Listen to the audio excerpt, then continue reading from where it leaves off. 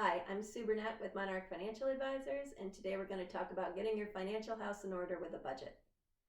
So I'm sure with shelter in place, or whatever your state is calling it, you're realizing that you're at home a lot more than you normally are. And this gives you an opportunity to do all those projects that you've been procrastinating on. So we stained the deck, my husband cleaned the gutters, and I finally started my son's t-shirt quilt that I've been promising him for 3 years over this past weekend. Why? Well, we were supposed to be traveling for Easter and seeing family, but with the restrictions due to the coronavirus, we were here, which gave us 3 full days to catch up on things. The same can be said for your financial house. Let's take this opportunity to get your financial house in order. And what does that mean? Well, it starts with a budget. It starts with money in and money out. So we can see what's being pulled from your savings or what you're going to be able to save. How do you do this? Well, you can do this whether you're an individual, whether you're a business owner, it doesn't matter. Having those cash flow numbers is really critical to getting through this pandemic successfully. Money coming in is usually pretty easy. It's W-2 pay, bonuses, fees or commissions. If you're a business owner and you have normal customers, it's whatever they're paying you. In a normal time, this is probably pretty easy to predict. Where I find the trouble is the money going out. It's those little costs that people tend to forget about or underestimate, so that the cash flow might look really good, but at the end of 3 months, you really don't have as much as you need.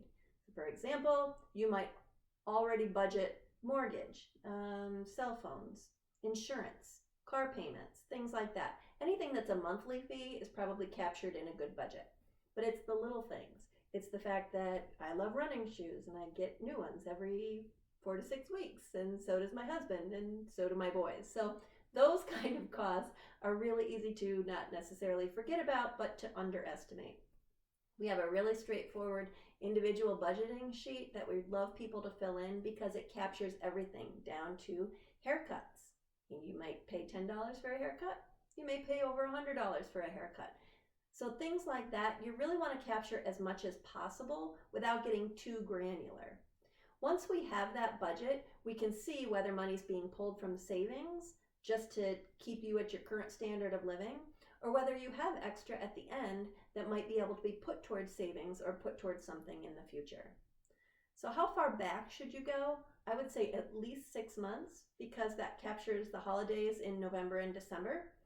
I would be really cautious with expenses over the last month or two because I think they're skewed as a result of the pandemic. So maybe you want to go back a year, but in any event, credit cards will give you an annual statement and tell you what you spend on groceries or restaurants or travel, things like that. I think if you take a big, broad look over the last 6 to 12 months, setting that budget and figuring out where you're spending your money versus how much money is coming in is really, really important. So today is the 7th anniversary of the Boston bombing. 8 years ago, I was running Boston and I crossed the finish line at the same time the bomb went off the following year. That gives me goosebumps every single time I think about that. And I count my blessings every single time I think about that.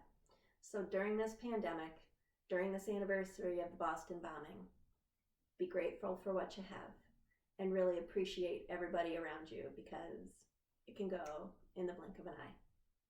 Happy Wednesday. Let's finish out the week strong.